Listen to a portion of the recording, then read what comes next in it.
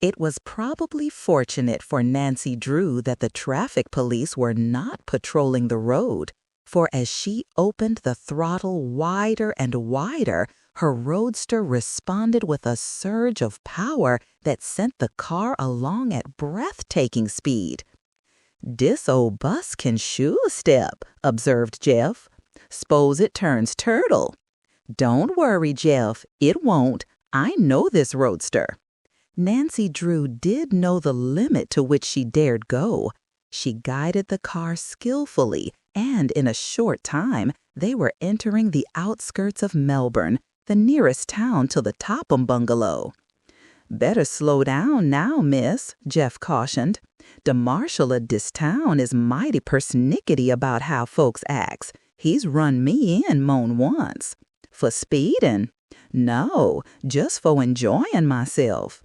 "Then I suppose you can tell me where the jail is."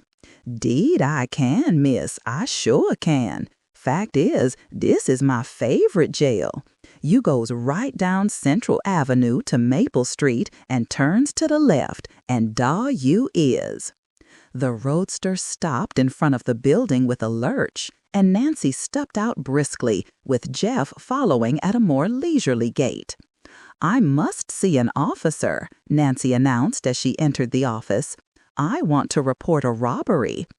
A buzzer rang, and soon a marshal, followed by several men, entered. Nancy quickly told them all she knew about the Topham robbery, and to corroborate what she had said, she called Jeff for his version. "She speaks the truth," testified Jeff, "except she don't make it strong enough.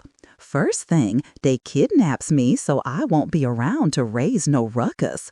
Den they gives me some kind of a sleeping powder and pocks me in a whole telephone.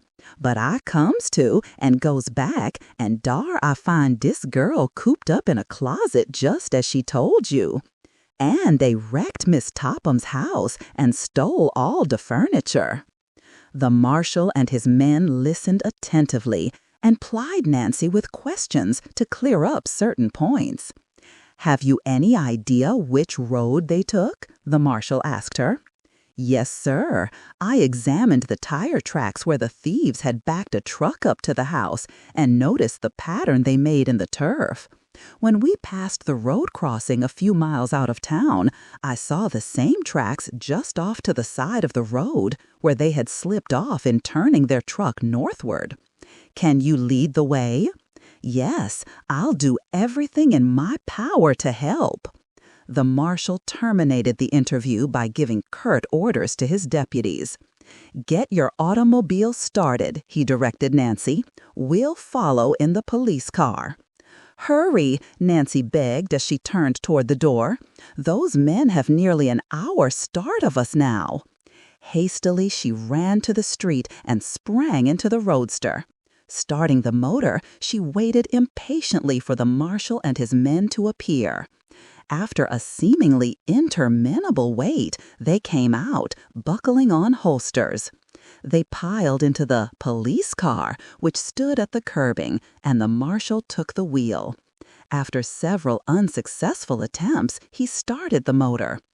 Jeff Tucker, who had followed the men from the office, would have inflicted his person upon the already overburdened car, but as he attempted to gain the running board, he was forced gently but firmly back upon the sidewalk. "Follow me," Nancy cried to the marshal. Shifting gears, she started off down the road. At the corner, she looked back to see that the police car was following and caught a glimpse of Jeff Tucker, who stood gazing mournfully after the departing automobiles. At the edge of town, Nancy selected the road which she felt certain the robbers had taken.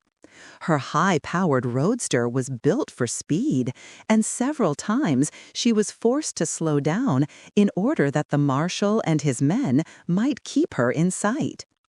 Nancy had gone perhaps 8 or 9 miles when unexpectedly she came to a fork in the road.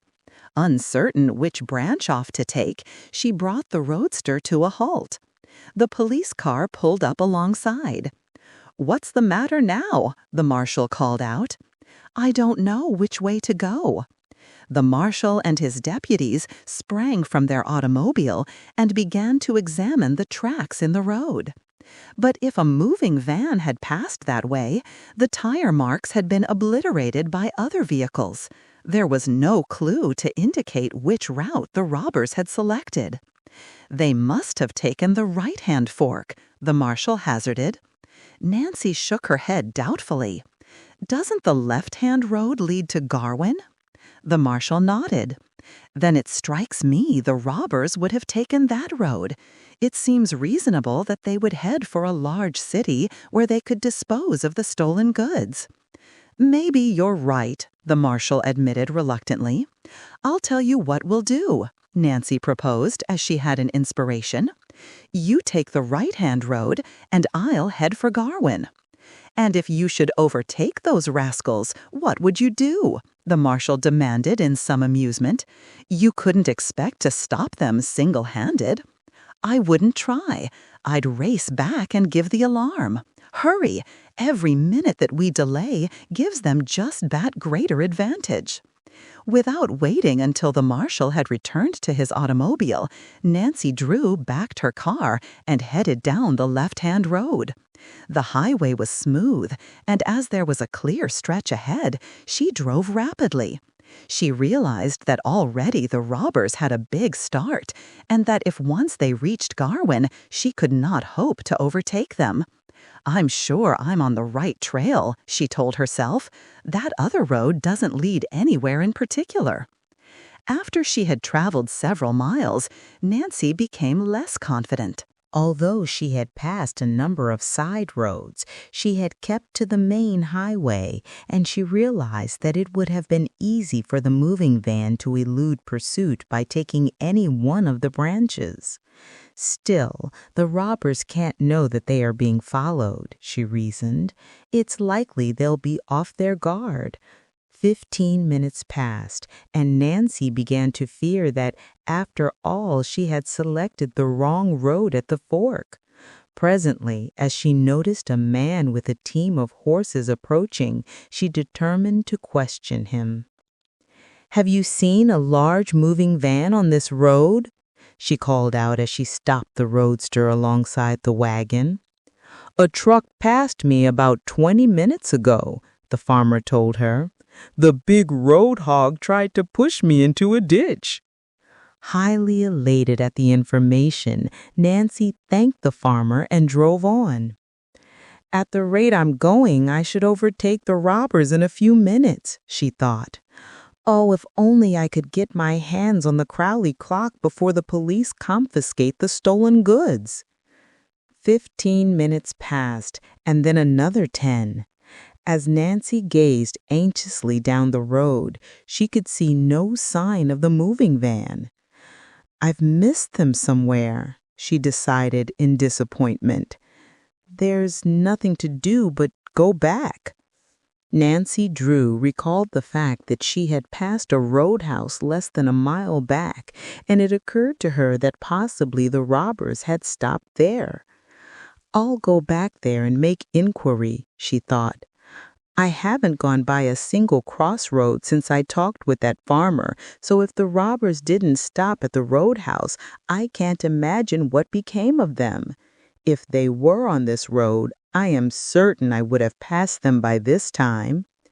Dusk was approaching, and Nancy Drew knew that if she were ever to find the robbers, it must be within the next hour.